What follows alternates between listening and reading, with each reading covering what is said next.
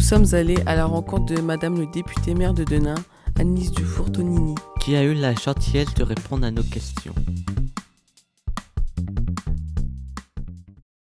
Pouvez-vous vous présenter en quelques mots ? Alors je suis Annelise Dufour-Tonini, je suis maire de Denain et députée de la 19e circonscription du Nord. Pourquoi êtes-vous devenue maire ? Qu'est-ce qui vous a donné envie d'être maire ? Alors, comme Obélix est tombé dans la potion magique quand il était tout petit, moi, ma maman faisait de la politique et elle était première adjointe ici en mairie de Denain. Donc toute petite, j'ai vu mes parents être investis en politique et ma mère être élue. Et j'ai vu ce qu'elle faisait, comment elle s'occupait de la population, comment elle s'occupait de la ville. Et j'ai eu envie de faire comme ma maman et de prendre la suite, de suivre ses pas. Donc c'est pour ça que je me suis engagée en politique et que je me suis engagée en tant qu'élue. Et ensuite, je suis devenue maire de Denain pour ces raisons-là. En quoi consiste votre métier de maire ? Alors, le maire, il est un élu municipal, il fait partie d'une liste. Donc, nous sommes élus avec la liste que je conduisais, Denain et de l'avenir. Il y a 35 élus. Et je suis devenue maire lorsque le conseil municipal m'a désigné en tant que maire. Je suis à la tête donc, du conseil municipal, je préside le conseil municipal. Je signe tous les engagements qu'un maire doit signer, les commandes, les factures, et je décide aussi la direction politique que prend la ville, les grands événements qui vont s'y passer. Je les présente au conseil municipal et je les fais voter en conseil municipal. Est-ce un métier difficile ? Moi, je ne trouve pas que ce soit un métier difficile. C'est un métier très prenant. Parce que quand on est maire, on n'est pas maire du lundi matin 8h jusqu'au vendredi 17h. On est maire tous les jours de la semaine, même le samedi, même le dimanche, et on est maire même la nuit. Je réponds cela parce que, par exemple, s'il y a une maison qui brûle en plein milieu de la nuit et qu'il y a une famille à reloger, et on va appeler le maire pour lui dire voilà, on a eu un problème, et on a cette famille-là, il est 3h du matin, ils n'ont plus rien, ils n'ont pas de famille, qu'est-ce qu'on en fait ? Et donc, c'est un métier qui n'a pas vraiment d'horaire, qui est très prenant, mais qui est passionnant. Donc, je ne trouve pas qu'il soit difficile, mais je trouve qu'il est très prenant. Et donc passionnant. Quel métier exerciez-vous auparavant ? Exercez-vous encore un autre métier à côté de celui de député-maire ? Alors je vais répondre un petit peu à l'envers. Je n'exerce pas d'autre métier que celui de député-maire parce que avant d'être députée, oui, j'exerçais un autre métier. J'étais d'abord institutrice, puis directrice d'école.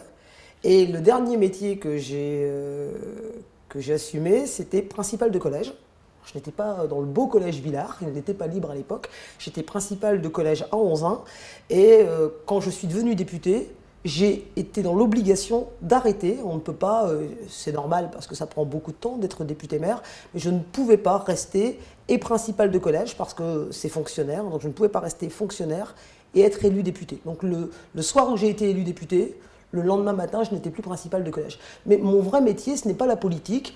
Je n'ai pas fait d'études politiques. Je ne me suis pas levée un matin toute petite en me disant que j'allais être élue. Moi, j'ai toujours aimé aider mes copains, mes copines quand j'étais en classe, expliquer quand ils n'avaient pas compris. Et donc, naturellement, je suis devenue institutrice. Et puis ensuite, j'ai pris d'autres responsabilités. Donc, mon métier, moi, c'est principale de collège. Qu'aimez-vous à Denain ? J'aime tout Denain. J'aime tout Denain parce que moi je suis né à Denain il y a 45 ans. Et que Denain c'est ma ville. C'est notre ville puisque vous êtes Denaisiens. Presque tous. Denain c'est une ville qui a une véritable histoire. Vous êtes jeune et vous n'avez pas connu l'époque où il y avait des grandes cheminées partout qui fumaient, qu'il y avait les mines, qu'il y avait Usinor. Tout le monde avait du travail. C'était une ville incroyable qui regorgeait et d'argent et de travail et de travailleurs. Il y a eu la crise. Nous, on n'a pas la crise depuis quelques années. À Denain, on l'a depuis des dizaines d'années. Et les entreprises ont fermé. Et pourtant, cette ville est restée debout. Les Denaisiennes, les Denaisiens sont restés dans leur ville en se disant « il faut continuer à se battre. On va quand même pas complètement baisser les bras. On va reconstruire petit à petit. » Et Denain est resté une ville avec des gens qui avaient envie de continuer à la voir progresser. Donc Denain, c'est une vraie ville. Pas une ville qui s'est construite il y a 20 ans. Elle a toute une histoire. Elle a des bâtiments qui ont des centaines d'années, elle a un beau théâtre, une école de musique, une école d'art plastique, elle a une belle équipe de basket, elle a des champions, Fabien Gillot, champion olympique, elle a des tas de choses qui font qu'on peut être très fier d'elle, et moi je suis très fier de Denain, j'aime beaucoup ma ville. Quelles sont vos idées pour relancer la ville? Alors, relancer la ville, il y a plusieurs chantiers que j'ai commencé à mettre en œuvre depuis que je suis maire et que j'ai succédé à Patrick Roy. Euh, Tout d'abord, le logement. On a beaucoup de logements dégradés, indécents, voire insalubres.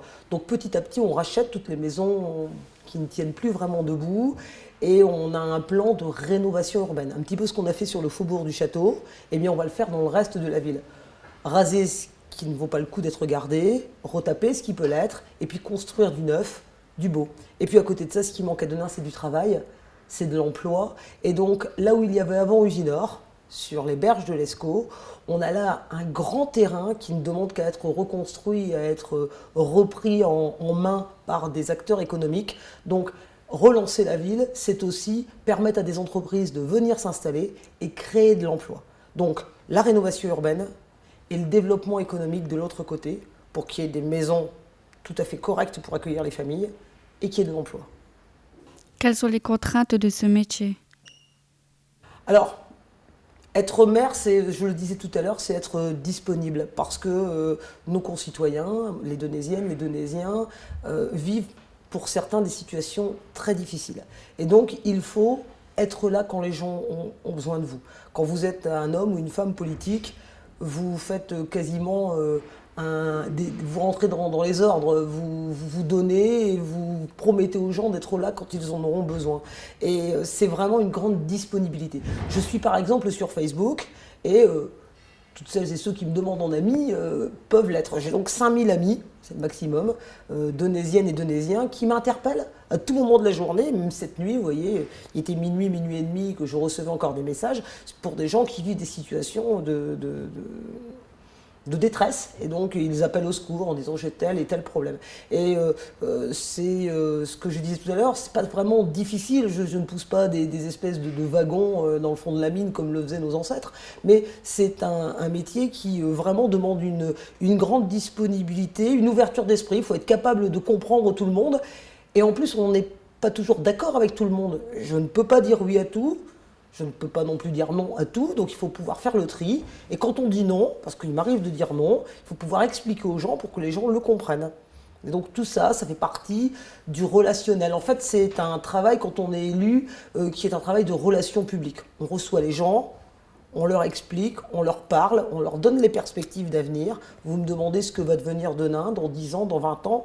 C'est le maire qui doit être capable de vous donner les perspectives et de vous dire là où il va emmener la ville, là où il va vous emmener, vous Donésiennes, vous Donésiens, que va être le Denain de demain. Donc il faut être un peu rêveur, je pense, parce que si on rêve pas, on va pas très loin. Donc faut en avoir envie, il faut rêver et puis il faut aimer les gens.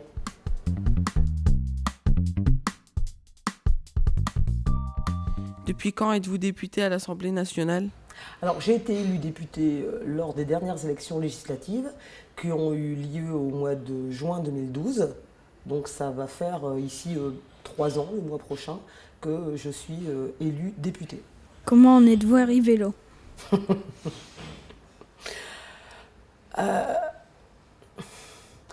Comment j'en suis arrivé là? C'est le destin, le hasard. Rien n'était piloté. Encore une fois, je n'ai jamais eu comme plan de carrière.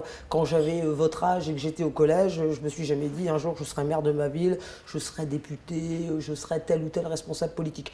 Même si, toute petite, j'avais baigné dans la politique, je sentais bien que j'allais m'engager, mais pas à ce point-là. Comment est-ce que j'en suis arrivé là? Par un malheureux concours de circonstances, puisque notre député maire, Patrick Roy, est décédé en cours de mandat. J'étais son adjointe, je travaillais avec lui au conseil municipal, il était maire, il était député, et lorsqu'il a su qu'il était atteint d'une grave maladie, il a eu la responsabilité de faire le point et de dire « il va m'arriver quelque chose de grave, je ne veux pas que la ville reste comme ça sans savoir ce qui va se passer ».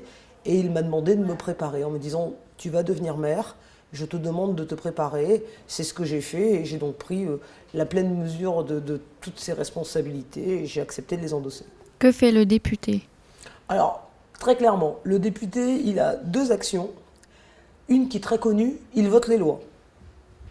Une qui est moins connue, il contrôle l'action du gouvernement.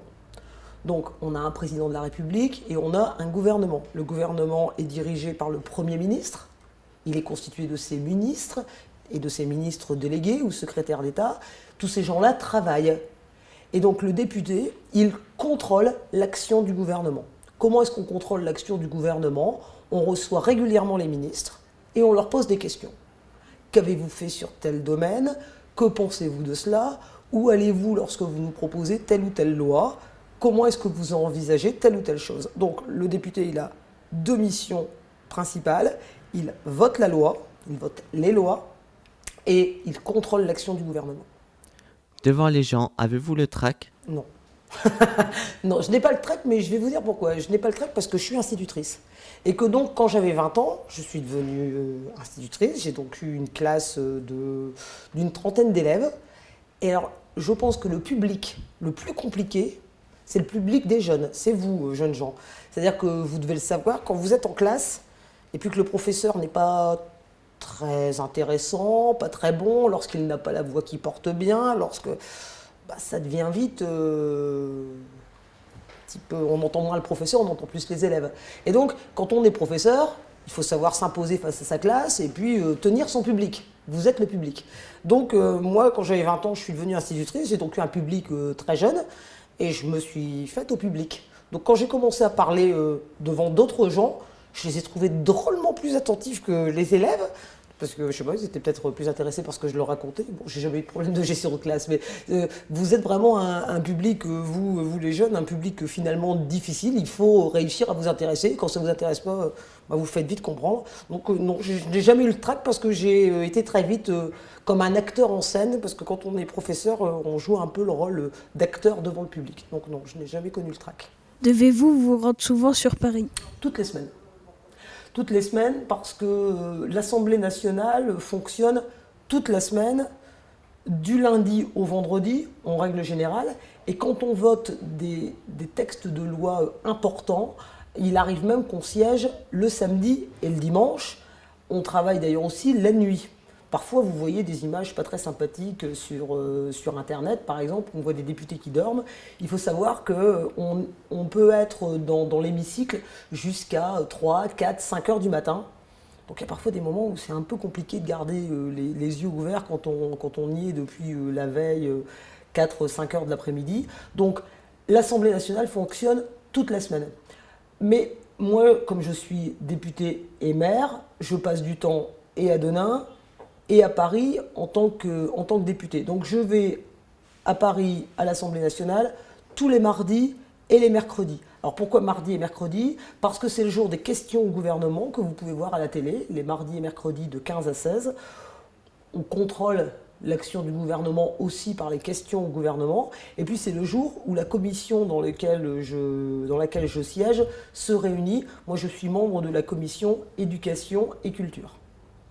Voilà, donc je suis le mardi et le mercredi, et les 5 autres jours de la semaine, je suis à Denain. Aimez-vous cette ville? La ville de Paris? Alors, j'aime bien Paris, en tout cas je l'aimais bien avant d'être député. J'aime beaucoup la grande ville, la ville de culture, de musées, de théâtre, j'aime bien les boutiques aussi.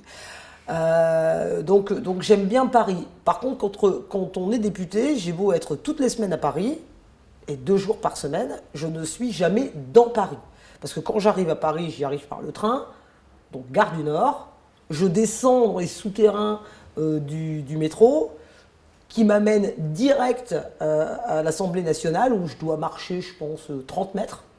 Et puis, je suis enfermé dans l'Assemblée nationale, dont je ne sors que le mercredi soir pour revenir immédiatement à Denain, puisque je... Voilà. Alors, j'aime Paris pour ce qu'est Paris. Par contre, je pense que je n'ai jamais aussi peu vu Paris que depuis que je suis député, puisque je ne m'y promène jamais. D'ailleurs, il faudra peut-être que j'y aille faire un tour en vrai. Connaissez-vous François Hollande? Est-ce votre ami?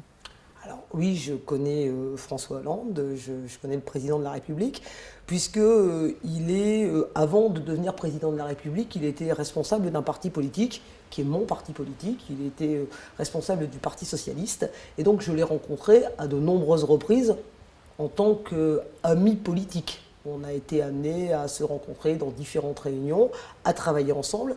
Et depuis qu'il est président de la République, régulièrement, pas toutes les semaines, mais une fois tous les 3-4 mois, il invite des députés à venir le rencontrer à l'Élysée pour lui expliquer ce qui se passe en vrai dans le pays. Vous savez, quand on est président de la République, on vit à l'Élysée et on est très protégé. François Hollande ne va pas les pousser tout à l'heure un caddie dans Carrefour pour se promener et écouter ce que disent les gens. Ce n'est pas possible. Pour sa sécurité, ça ne serait pas possible. Il a besoin et il en a l'envie de savoir ce que disent les gens. Même si ce n'est pas toujours très sympathique, d'ailleurs on lui dit, il en a tout à fait conscience, mais il a besoin qu'on lui remonte ce genre d'informations. Donc je le vois assez régulièrement, et moi je lui dis ce que j'entends dans Denain, ce que pensent les gens, ce que disent les gens, en tout cas ce qu'ils m'en disent, et je lui remonte.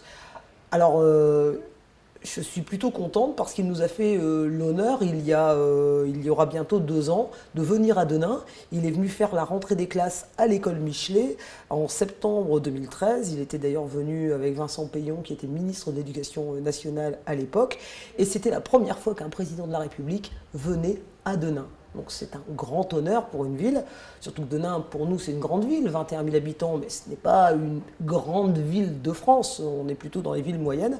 C'était un grand honneur que de recevoir François Hollande, qui est venu donc à Denain parce qu'il y avait des choses à voir et qui est venu aussi en toute amitié.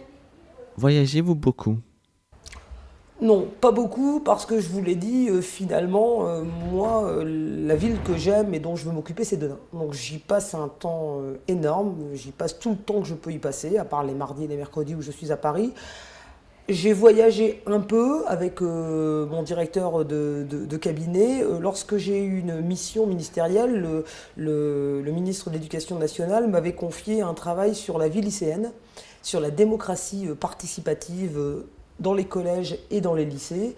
Et donc là, pendant 6 mois, j'ai fait un peu un tour de France des collèges et des lycées pour savoir comment se passait la démocratie participative collégienne et lycéenne. Donc on est allé dans l'Est, un peu dans le Sud, dans la banlieue parisienne, on a un peu voyagé. Pas énormément. Je n'ai jamais vraiment trop aimé les voyages, je suis plutôt casanière. Imaginez-vous un jour arriver aussi loin? Non.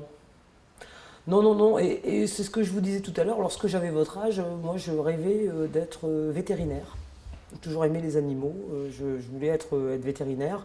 C'était vraiment ce que j'avais envie de faire. Et puis j'aimais bien aussi expliquer aux copains, aux copines quand ils n'avaient pas compris quelque chose en classe, donc j'aimais bien aussi expliquer. C'est tout naturellement qu'après le bac, je me suis orienté sur des études qui m'ont amené à être professeur, mais je ne m'étais jamais imaginé un jour être maire de ma ville, devenir député, arriver à l'Assemblée nationale. Non, je ne l'avais pas imaginé. Non. De quoi êtes-vous la plus fière dans votre carrière politique? On est fier de pas mal de choses. Je pense quand on est élu, on reçoit d'abord avec beaucoup de fierté le vote des gens. Lorsque les gens vous choisissent, et puis que c'est vous qui êtes élu, je ne sais pas si ici il y a des délégués de classe, mais bon, quand c'est son nom qui sort, on est fier. On se dit, tiens, on m'a fait confiance. Ce dont je suis fier, c'est ce que j'ai réussi à mettre en place. Par exemple, quand l'année dernière, en tant que maire de Denain, je promets Denain-Plage et que Denain-Plage se met en place. Et quand je vois tous les jeunes de Denain qui viennent, qui profitent du toboggan, voilà, avec le sourire, avec la famille, ça je suis très fier, parce que j'ai l'impression d'avoir servi à quelque chose. Je suis très fier lorsque je suis à l'Assemblée nationale et qu'on vote le mariage pour tous. Parce que j'ai l'impression qu'avec ma voix et celle des gens qui l'ont voté, les heures que j'ai passées dans l'hémicycle, j'ai l'impression d'avoir fait un peu progresser la société. Et donc ce sont des moments qui vous rendent fiers et qui restent gravés dans la mémoire. Avez-vous pensé un jour devenir présidente de la République? Ça va pas faire plaisir à mon copain François Hollande si je vous dis oui, ça. Non, parce que, encore une fois, je vous dis, ma carrière, moi, politique, elle se construit de manière un peu bizarre par rapport à d'autres. Il y a vraiment des gens qui font des études politiques et qui se disent très jeunes qu'ils vont être responsables politiques et pourquoi pas président de la République. Lorsque je vous parlais de ma mission ministérielle, j'ai rencontré un élève de 3e qui était responsable d'un conseil de vie collégienne, et qui lui, avec son petit nœud papillon, parce qu'il avait le nœud pape, m'expliquait que lui voulait être sénateur, et qu'ensuite, après avoir été sénateur, peut-être qu'il deviendrait président de la République. C'est bien d'avoir ce genre de mission et d'y penser. Moi, encore une fois, déjà, je n'avais jamais rêvé que je deviendrais maire ou député. Je ne pense pas à ce genre de choses. Et puis, entre nous, être maire de Denain, être député de la 19e circonscription du Nord, c'est déjà un immense bonheur, c'est déjà beaucoup de travail et beaucoup de responsabilités. Et je peux vous assurer que le président de la République, il n'a pas les choses très faciles devant lui, qu'il a un travail extraordinaire à accomplir et que très franchement, je ne l'envie pas. Et que si on me disait que là, maintenant, il y a un papier sur la table et qu'il suffit de signer pour prendre la place, je ne signerais pas.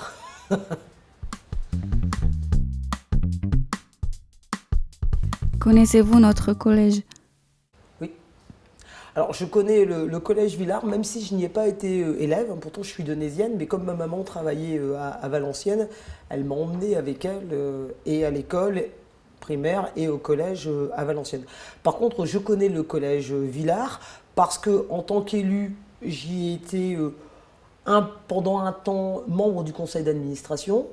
Et puis, j'avais aussi mes enfants qui, eux, ont fréquenté le collège Villars. Ils ont été avant vous sur les bancs du collège. Et puis, comme j'étais devenu moi-même principal, j'ai eu des réunions au collège Villars. J'ai rencontré mes collègues qui étaient les principaux et principales adjointes du collège. Donc oui, je connais votre collège. Quelles études avez-vous faites? Alors, j'ai un bac scientifique, donc un bac C à l'époque, c'est aujourd'hui un bac S. J'ai fait ensuite une licence de chimie et quand je suis devenu chef d'établissement, j'ai validé un bac plus 5, donc un master de gestion des ressources humaines dans les institutions éducatives. Voilà, donc je suis titulaire d'un bac plus 5, d'un master. Mais d'abord, maths, physique, puis ressources humaines, sociologie. Quelles étaient vos matières préférées à l'école? Bon, alors vous l'avez compris, moi j'étais une matheuse. J'adorais les maths. Je trouvais ça très simple. Ça va peut-être vous paraître bizarre, mais j'ai toujours trouvé les maths très simples. Autant un texte, enfin une feuille blanche en français où on vous demande d'avoir plein d'idées, d'inventer plein de choses, j'ai toujours trouvé ça très compliqué. Autant j'ai toujours trouvé que les mathématiques c'est facile. Une fois qu'on avait compris la formule et comment on l'appliquait, je trouvais ça très facile, donc j'ai toujours beaucoup apprécié les maths, la physique, la SVT, voilà. Et moins l'histoire géo, il fallait apprendre des dates par cœur, voilà, ce genre de choses. En fait, j'étais pas très courageuse, donc moi, une fois que j'avais compris la formule, je trouvais que c'était très facile. Quelle langue avez-vous pratiquée à l'école? Sont-elles importantes aujourd'hui dans votre travail? Alors, 2 langues, l'anglais en LV1 et l'allemand en LV2. L'allemand, ça n'a jamais vraiment bien passé. Dès que j'ai pu arrêter, j'ai arrêté. J'étais en classe de première et on nous a annoncé qu'on n'était pas obligé d'avoir une deuxième langue vivante pour passer le bac. J'ai arrêté dans l'heure qui suivait l'annonce. Je pense que je me souviens encore de l'annonce. L'anglais, donc un peu l'allemand et puis le latin. Oui, c'est important parce que aujourd'hui, je me retrouve avec des tas de revues ou des choses qui ne sont pas forcément en français, et avoir un minimum, alors je ne dis pas que je peux tenir une conversation pendant 2 heures en anglais, mais avoir un minimum, avoir quelques bases en anglais, ça permet de comprendre ces petits textes qu'on peut recevoir, ça permet aussi de se débrouiller un peu partout dans le monde. Et même si je vous ai dit que je ne voyageais pas beaucoup, aller faire un tour dans un pays où on ne parle pas français, c'est important de maîtriser au moins l'anglais, même si on ne parle pas anglais partout, on le parle au moins comme moi, c'est-à-dire 3-4 mots qui me permettent de me faire comprendre avec 3-4 autres mots, et je me suis jamais vraiment perdu. Donc oui, c'est important. Quel est votre style de musique préféré? Alors, très classique, j'aime bien la variété française, j'aime bien Jean-Jacques Goldman, Francis Cabrel, France Gall, des musiques de vieux mais qui reviennent à la mode puisque des jeunes les chantent. Donc vous devez à peu près connaître ce dont je parle. Moi j'aime bien la variété française. Quels sont vos programmes préférés à la télé? Bon, alors sans trop de surprise, j'aime bien les programmes politiques. J'aime bien des paroles et des actes, j'aime bien c'est dans l'air, j'aime bien voilà, écouter ce que peuvent dire mes collègues sur les plateaux de télé, sur telle ou telle loi, sur tel ou tel positionnement. Et puis alors ensuite, si on parle de films, moi ce que j'adore, c'est les films un peu futuriste. Voilà, on est en 2200, les voitures ne roulent plus mais volent, et puis il y a un drôle de Robocop. Voilà, ça j'aime bien ce genre de film, un peu futuriste. À côté du travail, quels sont vos loisirs? J'ai pas beaucoup de temps pour les loisirs parce que je passe beaucoup de temps dans des réunions, dans des rencontres avec mes concitoyens. J'aime bien le ski, voilà, donc je prends 15 jours de vacances, voilà. Et puis je pars avec mes enfants parce que aussi ils aiment bien le ski, donc j'aime bien le ski, mais ça on n'en fait pas à Denain. Et puis j'aime bien la musique. Quand j'avais le temps, je jouais de la guitare avec mes élèves quand j'étais institutrice. Donc de temps en temps, quand je peux ressortir la guitare et puis gratter quelques cordes, ça me détend un petit peu. N'êtes-vous pas trop fatigué par nos questions? Non, non. Merci d'être là. Je vais vous dire, ça me fait vraiment très plaisir de vous rencontrer. Parce que, je vous l'ai dit, moi, mon métier, c'est pas femme politique. Moi, mon métier, c'est enseignante. Donc, je suis une institutrice, je suis une principale de collège. Et d'ailleurs, quand j'étais principale de collège et que je voyais les professeurs, comme votre professeur, partir avec la classe, de temps en temps, je disais... J'irais bien avec vous faire une petite heure de course, quoi il me disait, allez-y, prenez-les, faites-vous plaisir. Ça me fait toujours très plaisir, moi, de rencontrer des jeunes gens comme vous, des élèves, et puis de pouvoir répondre à des questions sur ce qu'est la politique et à quoi on sert. Parce qu'il y a des tas de choses qui se disent, qui ne sont pas vraies, et c'est bien que vous puissiez vous intéresser à la manière dont les choses se passent en vrai, et que ces questions-là, si vous les êtes posées, j'espère avoir répondu... et m'être fait clairement comprendre. Je pense que c'est important que, à l'âge qui est le vôtre, vous serez des électeurs dans 3, 4 ans, à l'âge qui est le vôtre, vous puissiez commencer à avoir une réflexion sur comment ça fonctionne, ce que c'est un maire, ce que c'est qu'un député, comment est-ce qu'on l'élit et quel est son rôle. Je pense que c'est très important. Donc j'étais vraiment très heureuse de répondre à vos questions.